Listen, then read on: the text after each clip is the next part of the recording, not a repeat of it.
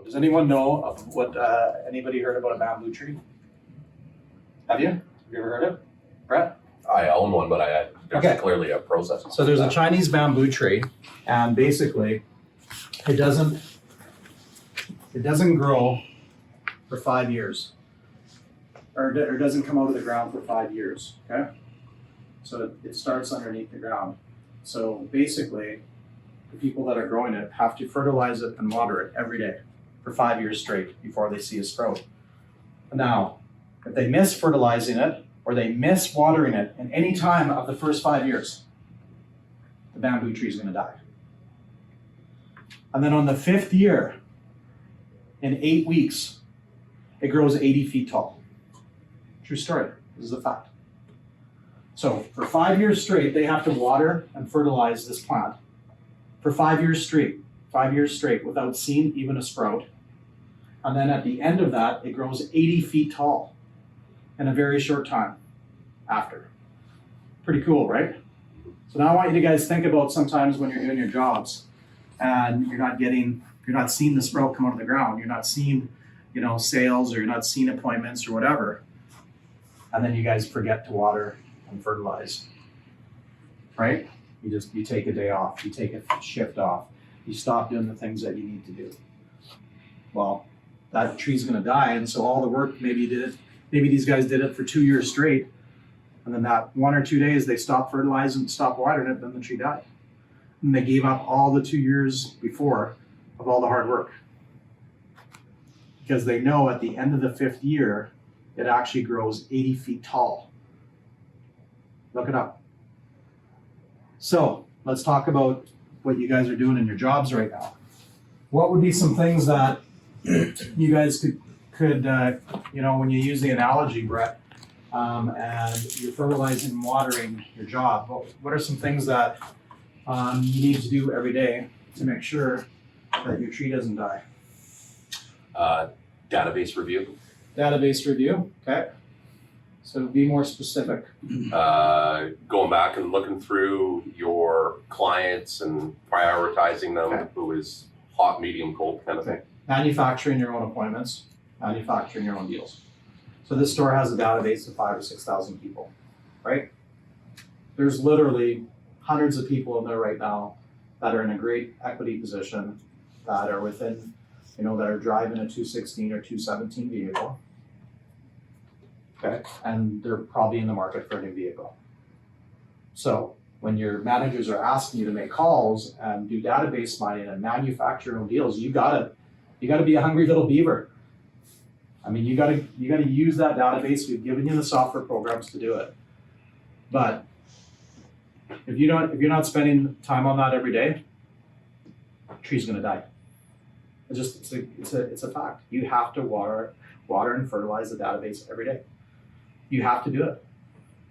So unless you're with appointments, like unless you had 4 or 5 appointments a day and they all showed up and you were very busy and handling your deliveries and doing all that, then yeah. But any of your, we know you guys have downtime, right? You guys have downtime. What are you doing with your downtime? Are you watering your tree, or are you just taking the time off on your downtimes?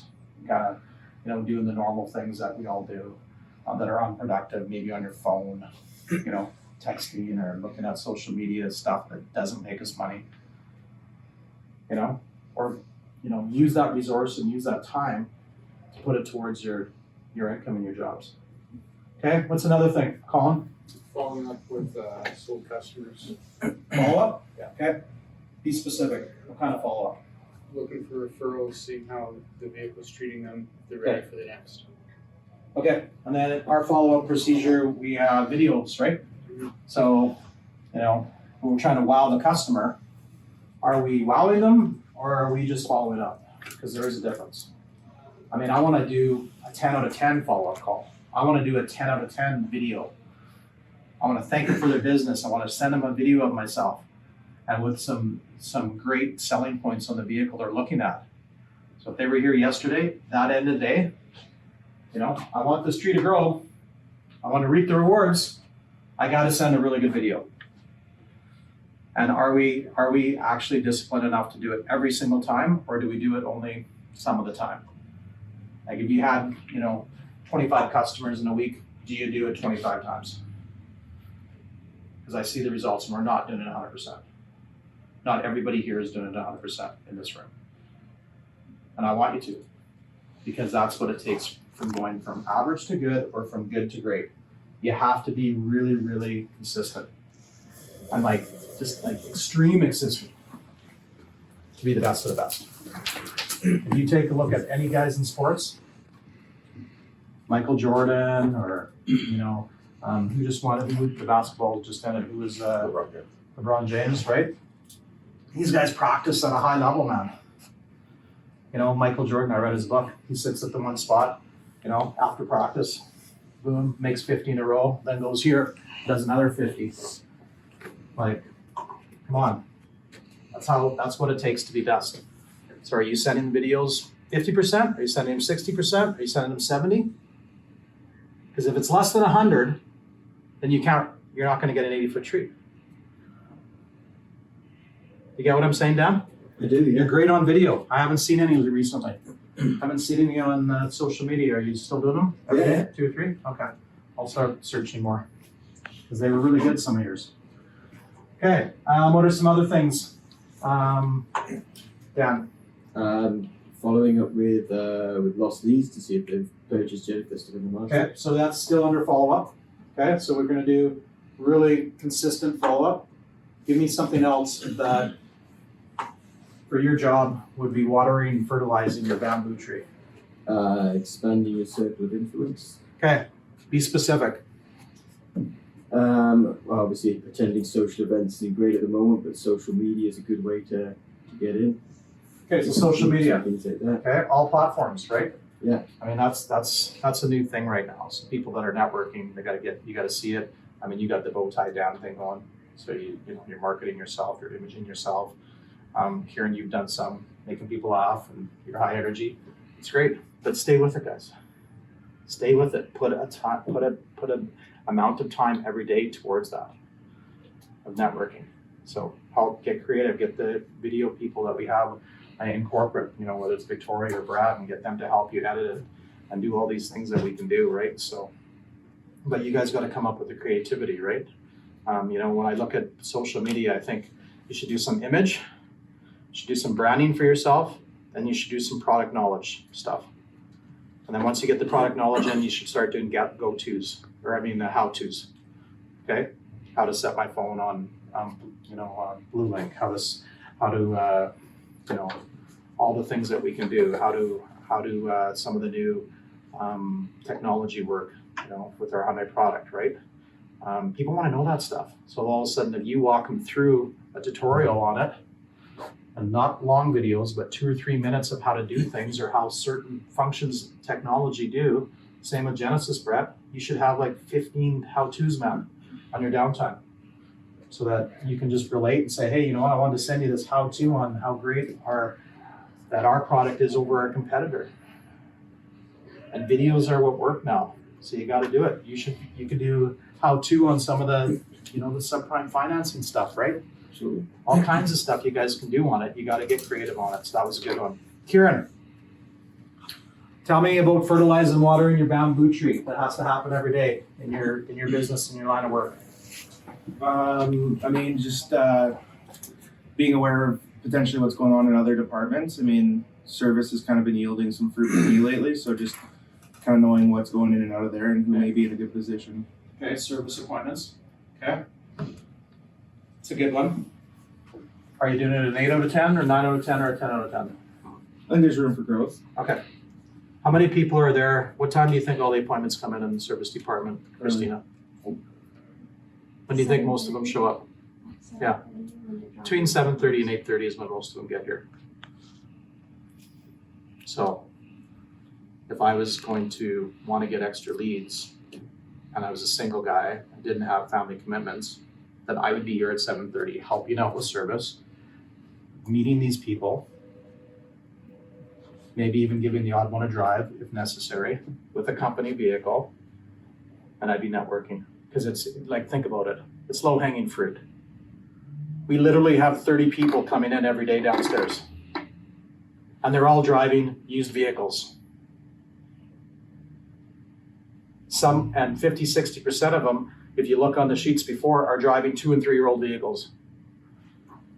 Now, do you want to be the contact they remember? Do you want to be the person? So what's the worst thing about, remember how I told you about how the bamboo tree takes water and fertilizing for 5 years and then it doesn't sprout till the 5th year? Well, imagine if you help someone in service right now that was driving a 218 vehicle and you gave them a ride home, or you helped them find their vehicle, or you helped them downstairs for that extra, 45 minutes a day. When they were looking for a vehicle, who do you think they'd look for? But we forget about these little things, guys. Oh, you mean I gotta get here 45 minutes early? Yeah. You think I got to work 45 minutes early? You guys think that? Because I can tell you I did. I wasn't on a 40-hour week schedule. Successful people are not on a 40-hour week schedule. Find me one. Find me a millionaire that works 40 hours a week, because I don't know any. And I know a few. Find me someone that owns a business that works 40 hours a week. Find me somebody. You guys are all owning your own businesses here. You can make 150 grand, or you can make like Brent, our top salesman. He makes 250. He makes 250 grand selling cars. But he's the first guy there in the morning. He got the service and he figured it out. So he's there at 7. I get there when I go to Maple. I'm there at 7:30. There's Brent making customers coffee. Some of them are his customers, and then guess what? He keeps falling into 1 or 2 a week through the service department, because he's there with a happy smile and making coffee and going to park a customer's vehicle for them and stuff. But you got to want to do it, man. You got to want to go to the next level to do these little things I'm giving you, because I can't force you to do it. I'm not going to say, hey, your shift is now 7:30. Be here. I'm not going to do that. I want guys who want to do it. I want guys that want to wow, I'd like to go to the next level. I'd like to start selling 20 cars a month when you're at 16 average. Or if you're at 8 average, I want guys who want to go to 14. I want guys that are wanting to find their ways to go to the next level. The only way they're going to do it is if they water and fertilize the bamboo tree every single day without fail. Because we know it's going to grow 80 feet tall at the end of 5 years. So how far do you want to grow? Okay, what's another thing, Kieran? You did service? Yep. What else? I mean, just the basics of being on top of your inventory so you're prepared when a client walks in the door. Okay, that's a good one. Inventory. I say this to people all the time. Are you an expert? We talked about Michael Jordan. He was an expert. He was the best in his field. Can you look yourself in the mirror in the morning and say you are an expert salesperson at Victoria Hyundai? Do you know your product knowledge? Do you know every single used car on the lot? Do you know all the finance stuff you need to know? Are you self-improving yourself when you're not at work? Are you going on the websites? Are you learning about the used cars? Do you know all the group used cars? So if you have someone coming in that's looking for a 15,000 SUV, have you actually already went on the Kot Auto Group website and know that, hey, we don't have one in Victoria because we only have 29 used cars, but we have another 300 to 400 in our inventory that we have access, because there's no sacred cows. You can buy one from Maple Ridge and have it here tomorrow. So you guys got to know that stuff.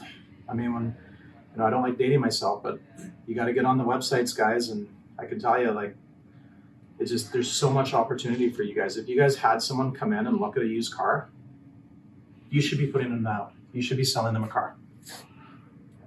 If your closing ratio isn't high on a used car, then you have to look at what you're saying to the customer, because we have more inventory than any other dealership when you take a look at all 500 used cars. So how could we not have the selection? So if you have to think like that, and you go into a sale thinking, you know what, Karen, I will sell you a used car. Tell me what you want. I'll do a needs assessment right now. We'll find it. But if I don't have it here right now, we have a located department and we have another 500 available. that are in my possession that I can get here. So let me do the job for you. Let me be your salesperson. And I will select the vehicle. We will select it together. We'll find exactly what you want. Here's the 29 here. I can do a little better deal on the ones I have in stock, obviously, because they're right in front of us. But you know what? No matter what, I want to earn your business. So if I have to bring one in from Kelowna or from Maple Ridge or Penticton, no problem. Let's do it. You know, so are you going into those used car sales with that mindset? Are you going into a used car opportunity that you want 100% closing ratio? Like when Michael Jordan gets the ball with 1 second left, do you think his mindset is, geez, I got a 50% chance of making it? Or do you think his mindset is, I'm 100% going to make that shot? What's your guys' mindset on used cars? Do you have a 100% mindset that you're going to make that shot because of the inventory we have? Or is your mindset, we only have 29 used cars. This guy's looking for something we don't have. And how is your training on overcoming objections? Knowing that you only have 29 used cars in front of you, and how are you overcoming that? Okay, Tanner, what's another reason or thing to water your bamboo tree? Set daily goals. Daily goals, okay. This is a big one. You know, most people, and I don't know how you guys are, but the game plans we give you guys, okay, are for, you know, put your names down, who you're gonna call, you get it signed off by the manager. But they're really meant more for that. They're meant for you to go a little bit higher than that psychology-wise and actually planning your day and saying, okay, what am I gonna do today? How am I gonna make the best of it? Right? And I hope that starts way before you get to work. You know, everybody should have some things that they're routines. You start in the work in the morning to when you leave. And I want you to dissect it of when you're not being productive and what things you should do to make yourself more successful. So I'll give you an example. Some of you, probably between 4 and 6, don't accomplish those. That's your shutdown mode. Right? You know you got an appointment later, you know you got something going on later. So you might work really hard when you get here in the morning. That might be a good habit. And then at lunch you might take a little break, and maybe that lunch turned in from 45 minutes to 2 hours. By the time you ordered the food, didn't bring your lunch, didn't prepare, and it took you 10 or 15 minutes to order the lunch. I was in the car business, I know how it works. I used to sell cars. I did all those things until I changed my habits. You know, so you spend 25, 30 minutes figuring out what you're going to order, and then you kind of blow 2 hours. Let's be honest. That can be a habit. Maybe your habit is at 4 o'clock you completely shut down. Now, what if you change that habit to go to the bell? What if you change that habit to go to the bell, knowing that most people get home at 5 o'clock, and that's when you're going to get a hold of them, and that's when you're going to be most successful at making calls? What about going to the bell instead of shutting down the last hour? What about that? Well, I can't get a hold of anyone. I've made 50 calls. I only have 1 appointment. Why do you think? Your habits are you're calling them at the wrong time. What about if you took some home with you? Oh, you mean you want me to make calls after hours? Yeah, I do.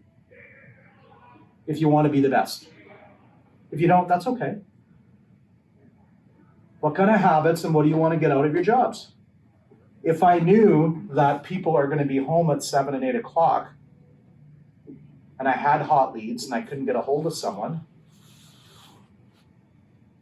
then I might take that person home, the number and the contacts, and I would put some time aside. People think the boss is being easy. I can tell you I do a lot of business after I get home. From 5 to 8 o'clock at night, I do a lot. I have to, it's my habits. I can't run 7 dealerships. So I try and balance my work, my family, but I know that there's going to be times where I have to do things after hours to be successful. if I want to be the best. And I do. My goals have never changed. When I was a salesman, I wanted to be the best salesperson. Then I wanted to be into management. So I watched managers that I thought were good. Then I tried to do the things that they did. And when I got my first promotion as assistant manager,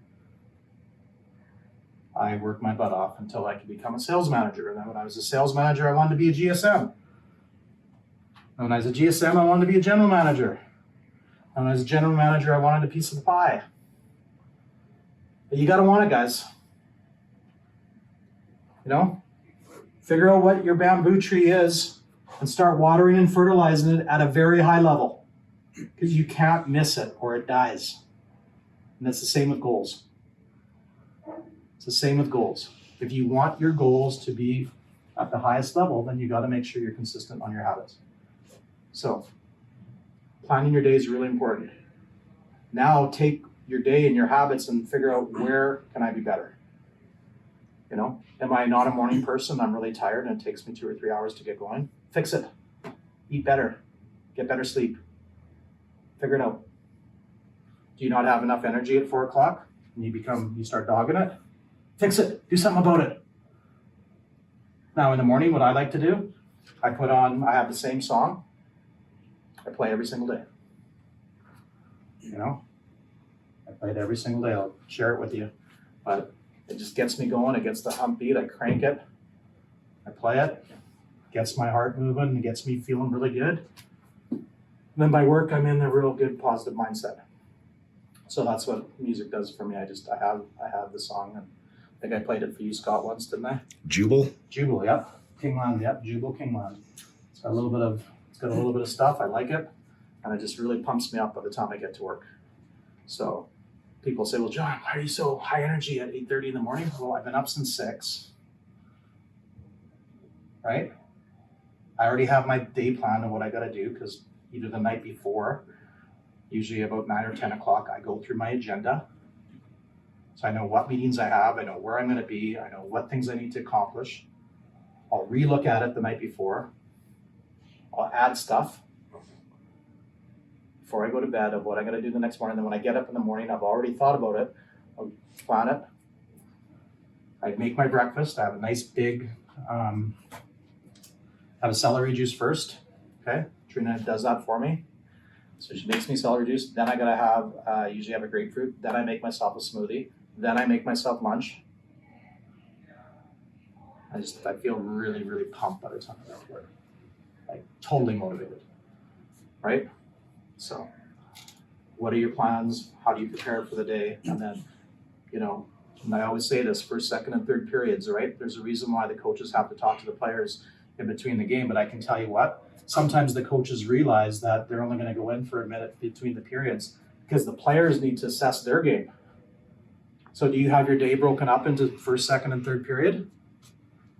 What did I accomplish between the first period in the morning? Boom, period break. How am I doing? So if you didn't have a good first period, it doesn't mean you can't have a good second and third period in the day.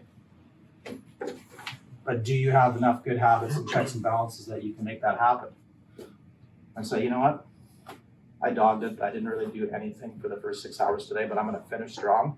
That last period, I'm going to go make 30 calls, and I'm going to get myself 2 or 3 appointments lined up tomorrow so I have a way better day. That's about being the best. So yes, habits are very important, Tanner. So I'd like you guys to plan. I'd like you guys to diarize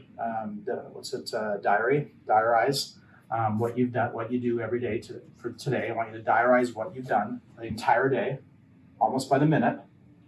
Then tonight, I want you to look at it and say, okay, where are the good habits and where are the things that I need to improve on? And then try doing, like, put a plan together and actually try and do that the next day. Maybe you got to change your diet. Maybe you got to get up early. Maybe you got to get more sleep. Maybe you got to watch less TV. Maybe you need to watch a movie at the end of the night. Maybe that's your go-to. You know, find out what makes you happy. Find out what makes you calm. You know, plan it out, and then try and figure out a habit system that's going to make you guys better, and do it. But a lot of it's not going to come from, you know, from just being half in, right? I say it all the time to sometimes the managers. I said, it sounds like you're half pregnant. Have you ever met anyone that was half pregnant? If not, Either you're pregnant or you're not. Do you guys get the analogy? Okay, so if you're gonna go in on something, go all in. Don't do it half-assed. So how many things right now are we doing half-assed and how many things are we doing all in? Maybe some of you are doing a lot of things all in. Some based on your results, I'm sure that there is. Some of you are like killing it and others maybe aren't hitting your full stride yet. That's okay. I didn't hit my full stride all the time. It wasn't like I walked into the car business and I was just an animal on everything I ever did. No, I had lots of trials and errors. I had lots of things I needed to improve on.